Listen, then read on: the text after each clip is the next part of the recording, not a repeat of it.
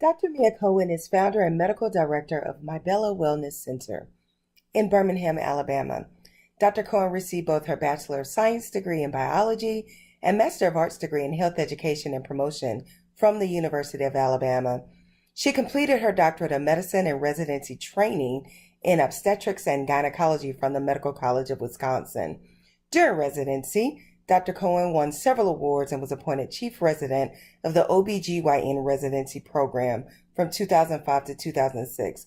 Dr. Cowan is a fellow of the American College of Obstetrics and Gynecology. She received her training as a bariatric medicine specialist from the Center for Medical Weight Loss and has a Master of Business Administration degree from Auburn University. I present to you Dr. Mia Cowan.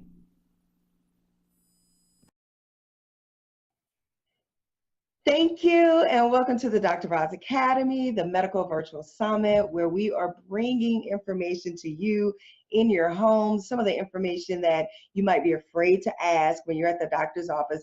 But guess what? We're going to provide all of that for you. And today we have Dr. Mia. Listen, I love Dr. Mia. I met her at a conference in Miami. We became really fast friends, and I was like, I like her. Like, she's so down to earth. And so I said, what better way to show the masses and tell the world who you are than to do it this way by doing this summit. And so, Dr. Mia, can you tell us a little bit about yourself? Yes, hello, and back at you. We did become fast friends, and I was so glad I met you at the conference in Miami too. But I am Dr. Mia. I am a board-certified gynecologist as well as B3 specialist, and I help women suffering with weight gain, fatigue, and low sex drive improve their quality of life through my cutting-edge medicine, my books, my blogs, and my Facebook Lives. My goal is to help women experience their true beauty balance and belief so they can always live well, age beautifully. So in a nutshell, I'm a gynecologist. I don't deliver babies anymore, so I focus on the woman from adolescence until death. And then I also focus on weight loss, and I also focus on hormonal balance. And those are the things that I have found all my patients need. Like if they're coming for gynecology, at some point they need weight loss, at some point they need hormonal balance. Absolutely. And you're in the Alabama area, Birmingham, if I Yes, remember correctly. yes, I am in Birmingham, Alabama. We connected on our little southern roots there. We Georgia did. Peach, Birmingham, we connected there. But it's so interesting that you said that because, you don't really think about weight loss and gynecology and hormones. I mean, you're not really thinking about all those things when you're in pain or when you're not feeling your best. And so how is all that tied in together? Well, I think a lot of it is just the different stages of life and development, So what you need as an adolescent, you need something totally different in the 30s. And if you think about it, if you're already in your 30s or you have friends that are in their 30s, that's about the time that women get on appetite suppressants, they get on medications for diabetes because they're gaining weight, they get on antidepressants and anti-anxiety medications because their mood has changed, they may be having rifts and tiffs in their marriage because their sex drive has declined. And so I think just with me taking care of the aging woman and trying to figure out how I can make this process better for aging women in general, and since I'm kind of going through that whole thing myself, it really became near and dear to my heart because I'm like, it's got to be a better way. So that's kind of what got me into it. It's not taking care of babies. That's all right. Not taking care of women who were pregnant. So it just gave me a lot more time to think about my gynecology and be really focused on the needs of women, since that's, those are the main people that I take care of. So you talked a little bit about the sex, your sexual guys. I have a dog. I apologize. Mia has a dog. If you hear our dogs barking, it's okay. We're at home doing this, and so we want you to be comfortable, so we're comfortable too. And he's all excited because it's deer in my backyard right now. So I apologize, everyone. As if he can go and like jump on the deer, but you were talking about like the sexual appetite decreasing. And you always hear this myth that women between the ages of 35 to 40, like it increases the libido, increases, and all you want is sex. That doesn't happen.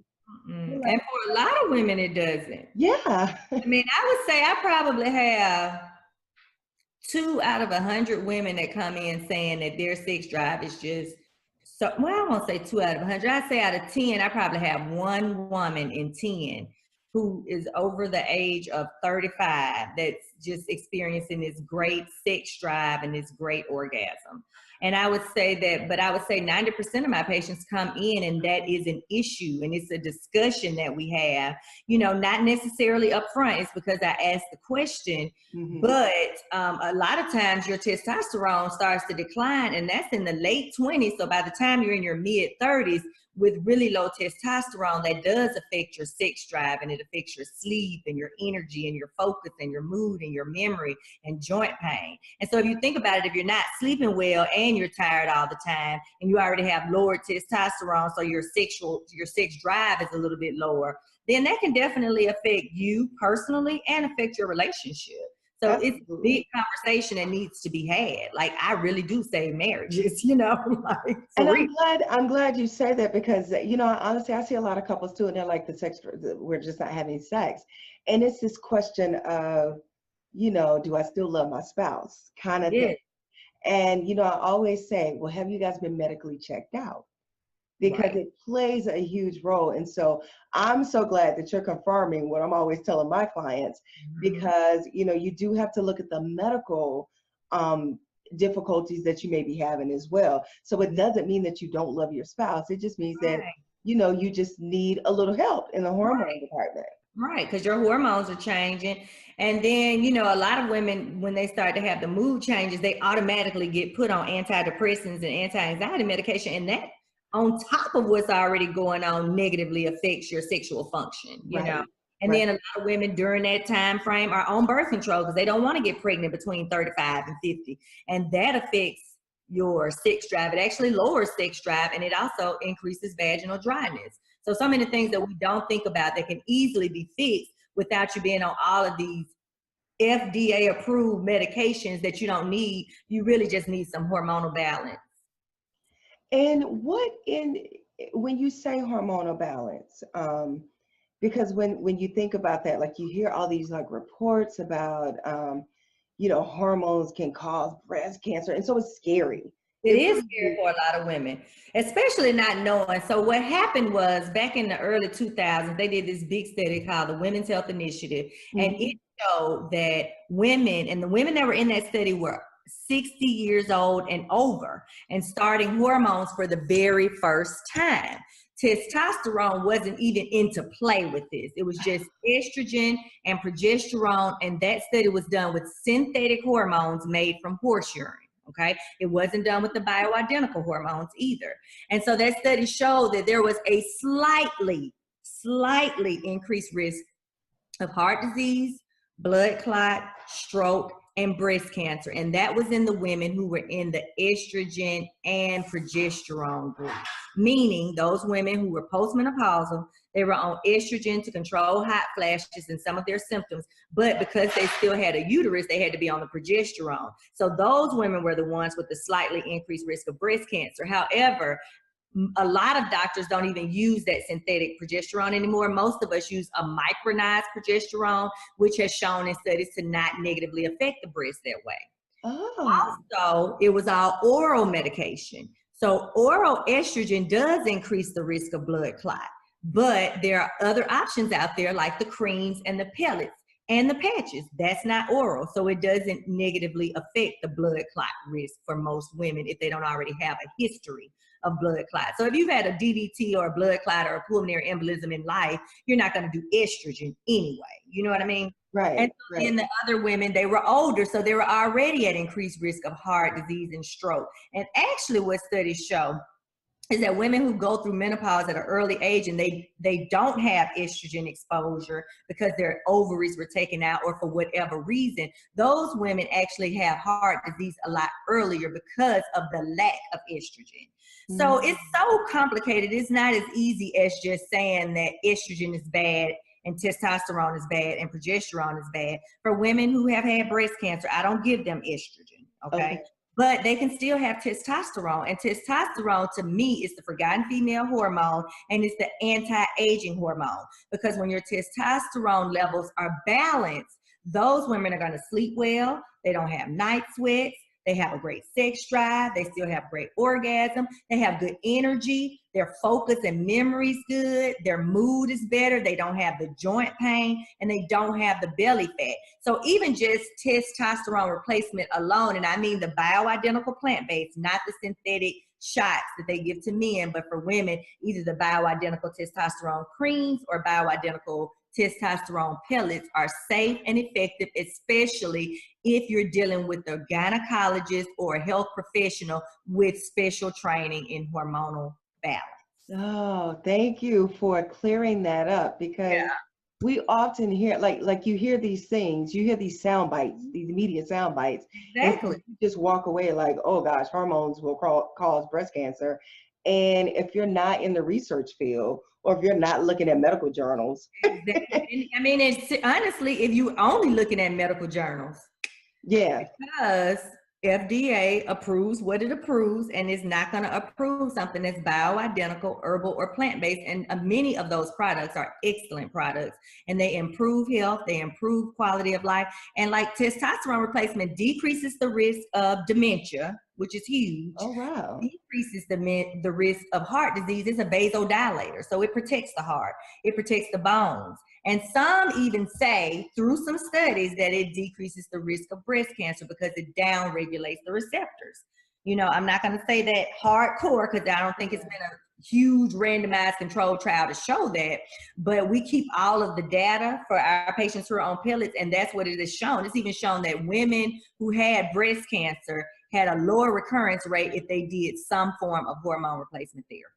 Wow. So, you know, it's a lot of mixed media out there, but it's necessary to find somebody who studies it, who knows it and understands it, and who can safely give it to you, you know, whether it's in a cream form or a pellet form. Yeah, that's key, because I don't want people going to GNC talking about, give me that pellet. Yeah, and then, you know, even around here, there have been a lot of like hormone replacement centers. And in a lot of those centers, they don't necessarily have gynecologists. And some of them don't even keep a real MD or DO on board. They have like nurse practitioners. So I get some of those patients who come back and they are having problems because they have too much hormone. So I think it's key to go with the hormone specialist, to have your levels monitored closely, and again, to go with somebody who really specializes in that, and they monitor you closely so that you are safely using the hormones and they really benefit you. Oh, that's so awesome. Thank you for clarifying that and making that really clear, because, you know, oftentimes when you go to the doctor, and, you know, I get it, when you have clients back to back, you can only give what you can give. And so sometimes that information is lost in translation. Exactly. Not that we don't want to serve our clients, but, you know, we're on a schedule. Right. And if we get backed up with one client, then it throws the whole day off. And so, you know, just being able to do this and this is like a little mini consultation, basically. Exactly. And it's, you know, it's so great, because, you know, that part of the reason why I wanted to do this is because, one, for a lot of women, there's lack of access to information and to resources. And so everybody has a phone now, so everybody can watch this video at some point, or a computer can go to the library. So being able to educate ourselves is like the best thing ever, because, you know, I remember the World Health Study, right? But I didn't remember the follow-up. Exactly. They cut it off really, really short. And then they even showed that it was a protective effect for the women who did estrogen only, who didn't have on the breast. There was a protective effect. And it showed that it decreased the risk of colon cancer, but none of that came out. You know what I mean? Focused on the bad part, and that the study had to be stopped. And as a result, they just took women off hormones who had been on them forever and just told them they had to stop, and they had to live in misery. Because like going through menopause can be like, some people can go through it and never know they went through it. They're like, oh, I just remember I haven't had a cycle for a year. I didn't even realize I was going through menopause. Life is great. That's my 15%.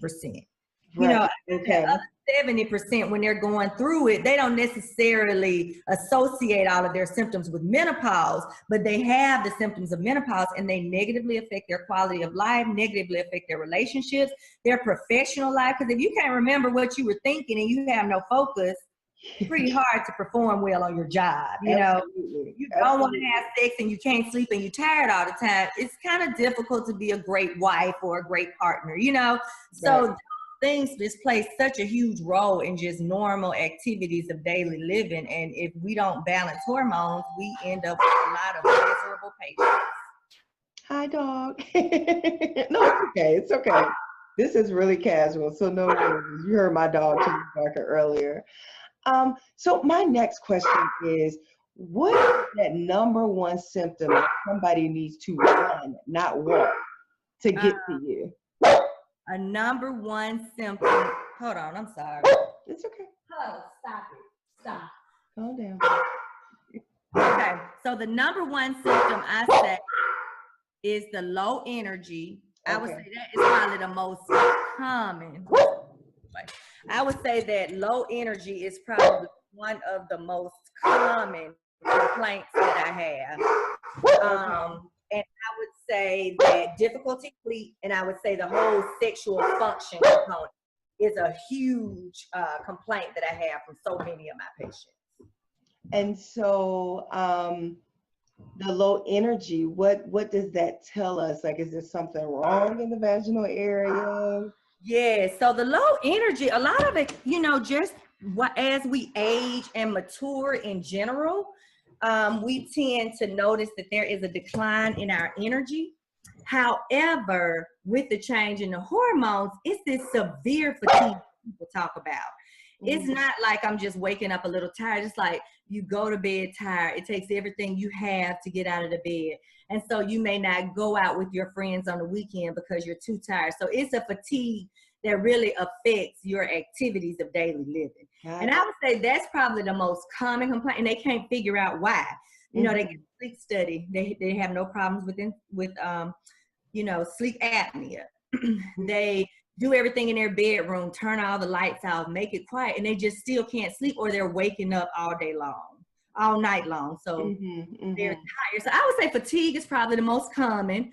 And I would say right under that is the difficulty with sleeping. And I would say right under that is that the mood changes and the sexual dysfunction. And of course, weight gain is just a part of maturing anyway. Your body fights to hold on to your fat, and it lets your muscle go. And then again, testosterone affects that, and women start to notice it in their 30s, you know, so.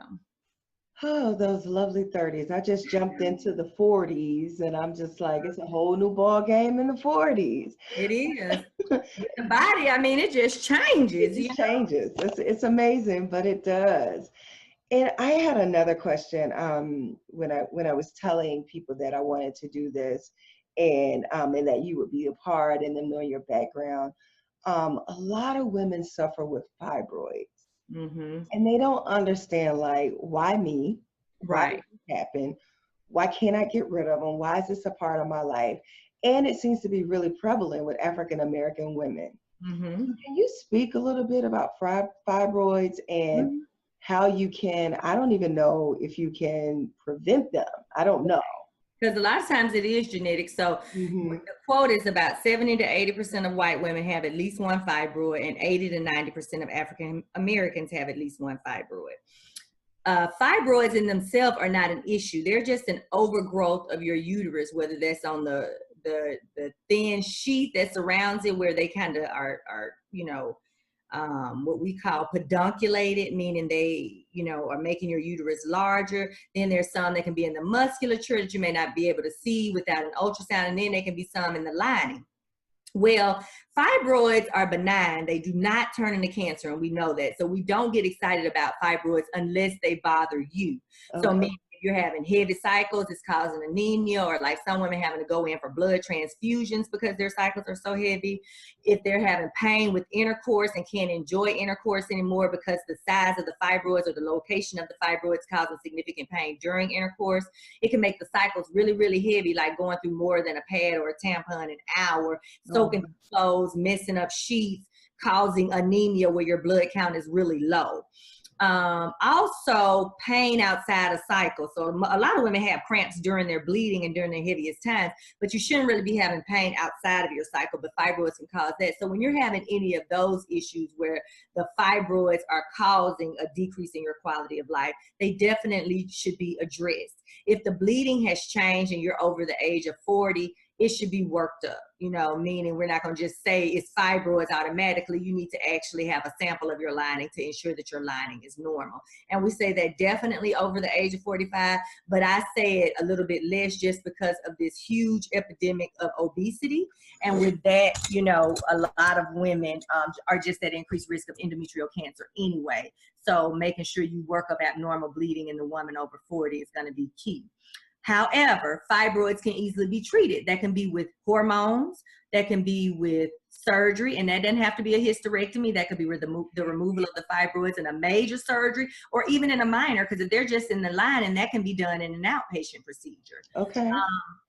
Yeah, even the Mirena IUD is a great treatment, birth control pills, and we have some injections that are a little bit more in depth that can help shrink the fibroids to allow you to be able to have either a safer surgery or get away without having surgery until you get to menopause, because after menopause, they're usually not an issue in that you stop bleeding, you have fewer hormones, so you don't tend to have as many problems after menopause as you do before menopause. So one thing that can be done though is weight maintenance. So whenever we have more fat than we need, estrogen is stored in fat, and that's going to stimulate your fibroids. So weight loss is one good way to help better control.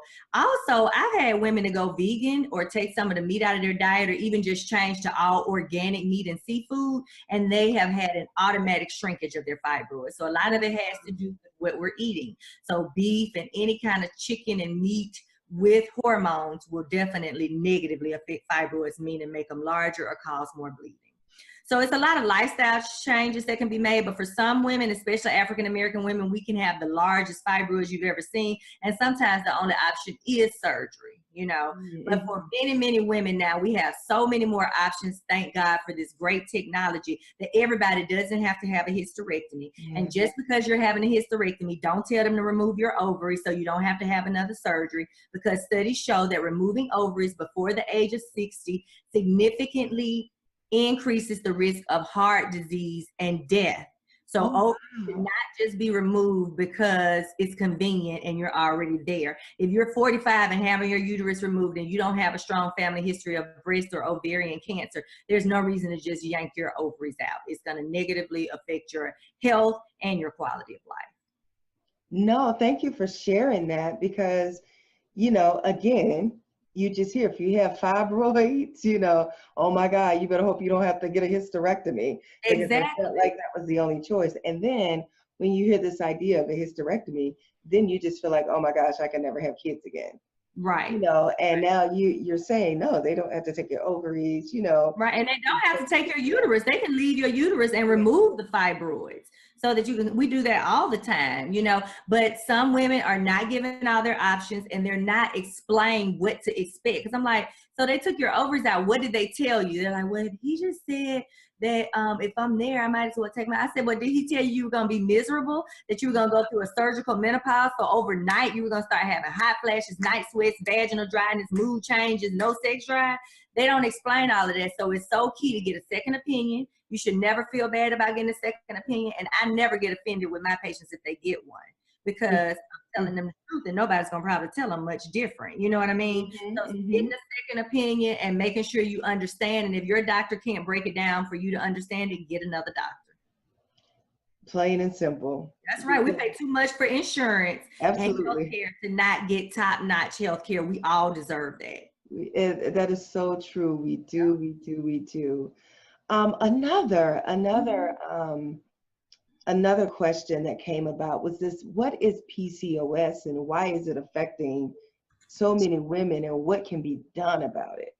So PCOS is basically insulin resistance. So what that means is that when you eat carbs and you eat sugar and you have polycystic ovarian syndrome, your body produces too much insulin to control your blood sugars. It does not necessarily mean that you have full-blown diabetes, but it does mean that you're at significant risk of getting diabetes.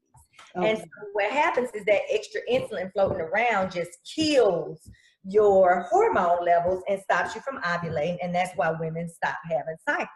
Well, that's a big issue to not have regular cycles if you're not on birth control or hormones, because that can increase your risk for endometrial cancer. So making sure that you're having a regular cycle, and if you're not, it probably does have something to do with PCOS, especially if you have a family history of diabetes, and especially if you're overweight. But it can easily be treated, not just with hormone replacement therapy, because hormone replacement therapy is more of the downhill approach.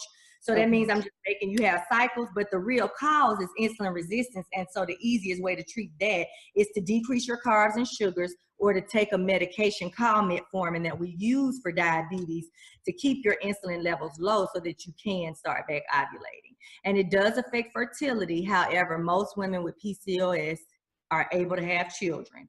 Some women with PCOS have infertility, but most of the time we can always make sure that those women get pregnant with lifestyle changes, medication, and then, you know, sometimes they may need a little bit more help, and it has to be more extreme. That's good to know. That's good to know. So now, in this age of Halle Berry having a baby after 40, Janet Jackson having a baby at 50, like, is this realistic? Like, or is that, you know, Hollywood? Or I can say good medicine can do anything. So more than likely, you know, somebody having a baby at 50, they didn't use their own eggs. They more than likely they had surrogate eggs. They may have carried the child, but in vitro fertilization was definitely involved, and usually donor eggs if somebody's over 50. Now, 40s, that can be debatable, because I had a patient who tried to get pregnant at 46 because she and her husband didn't have a child together. She got pregnant, had a normal baby. You know, that's not what you see most of the time, but I do have plenty of patients who have babies in their 40s and they have normal, healthy babies. However, if there is an option to do it before 40, I do recommend trying that, because it does become more difficult and more risky at 40. So, but it can still be done. It's not necessarily just somebody trying to get pregnant at 50, they get pregnant and have a baby. Usually there is an infertility specialist involved in some way. And then, yeah, I just saw a couple that like had a baby in their like 70s or something. That kind of freaked me out, because I was like, 70s, I don't know if I would want to be. I'm like 42 and struggling with my 9-year-old, so I just can't even imagine at 70. You know what I mean? I saw that they were like from India or something, right? Yes, yes, yes. And yeah, I have a patient who she's like 54, and she has maybe a 1 or 2-year-old. She said all her babies were after 50. You know? Wow. And she was pretty sick, like, you know, significant diabetes and that sort of thing. So I think what's important is for women to know that it is an option and they don't have to give up. If it's an option to do it earlier, that's probably going to be best and safest. And the other thing I like to remind women of that nobody talks about all the time is, you know, especially African-American women, we tend to get married later. So if you have not met your mate and you're not trying to get pregnant by the age of 30, 32, there's nothing wrong with freezing your eggs. So if by the time you meet your mate, you're 45 years old, you'll be able to use your own eggs and you can still have a baby with your husband. And because we're getting pregnant later now because of our careers and all the other cultural stuff that's going on, I think it's important that if freezing eggs are an option, and what I tell my patients is if you're 32 and you're dating, go freeze your eggs, and instead of driving a Mercedes, drive a Toyota. $10,000, you know what I mean? But I'm like, it's well worth it. And if you never have to use the eggs, that's great. But if you need them, it's so nice to have them. And you have to think about things like women are getting breast cancer earlier. A lot of women are having experienced chemotherapy in their 30s, where they may not have had children yet, but if you already had those eggs frozen, you still have options. Oh, that's so never forget about freezing of the eggs, and you want to do it while they're still young and healthy eggs. So that's why I say the early 30s, late 20s, you know. And so do they, if someone wants to freeze eggs, do they come to you? And no, they go to an infertility specialist. Okay. And, yep, they will help them to freeze their eggs, and it's not a terrible process, you know. It's something that can be done usually in 3 to 6 months, and then you know that you're fine. You got your eggs on ice. You don't have to rush and just marry somebody so you can have a baby. You can wait till the right one comes along because you got your eggs on ice. Right. No, it's smart. You know, I wish that we kind of like that was kind of told like when you're in college, so you can think about those things, especially Yeah. if you're gonna, you know, who knows if you're gonna go into the military or if you're gonna do, you know, a career that's probably not in the space right now for you to have kids. Yeah, like being a doctor. Right? Like I wasn't gonna say it, but yeah. When you spending like 10 more years of your life trying to get another degree is ridiculous. Um, but that's great. I mean, I wish that that was like an option. So it's great. Like, what's the earliest that someone should, is it harvest their eggs? Yeah, but I don't think it's too early. You know, I mean, nobody would probably think about it before the age of 25, but those are going to be really good eggs. Yeah. So, you know, they're young, they're healthy for most people, you know, and I have seen some patients who go through premature menopause. So you just kind of never know what's going to happen. And if you can afford to do some things to just plan for the future, I think that's very fair, you know. Now, does insurance pay for that, or is that, oh, yeah, I didn't think so. That's why I say don't get the Mercedes, get the Toyota. Right. $8,000 to $10,000, but that's a good investment. You know what I mean? If, you know, especially when you need them. You know what I mean? And if you do it correctly, like 8 or 10,000 is not too bad. It's really not too bad when you think about it. If you say buy a Prius, I'm just kidding. Yeah. But I mean, seriously, you can just downgrade on some other things so that you're preparing for the future. Yeah, absolutely, absolutely.